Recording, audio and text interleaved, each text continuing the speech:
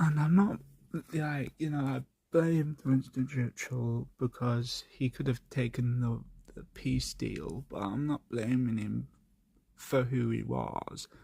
I'm sure he was a good politician. He was a very amazing politician. But it's just that one particular move that I would never forget. No, this country was left in rubbles after the war, you see.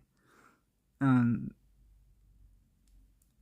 seeing those kids on TV, they were crying their eyes out. It was absolutely upsetting. It was like, that's one thing I'm never gonna forget, is because they could have, like I said before, he could have took the peace deal. None of this would have happened. None of World War Two would have happened, actually. But it's always like England had to come in and save the day. Why don't you just leave us a bit? Well,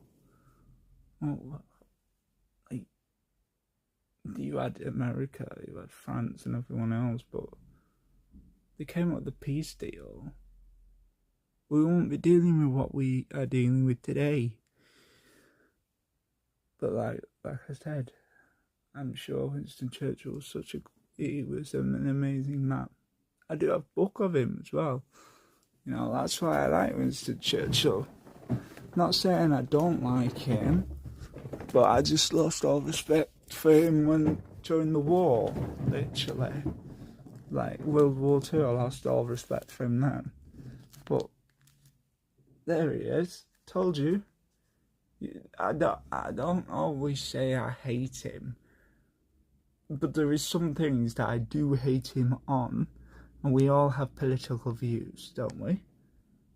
And that's World War Two. Millions of our men, young men, died in that war. My, basically, uh, my granddad George and Nana Margaret had to go to the village because there was bombings in London, and only in London actually. The Blitz, that's what they'd have called it, and I'm sure he won this war, but the country went to shit right after the war, literally.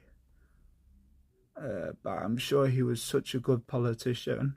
He was, and a lovely man. That's why I had a bulldog called Winston.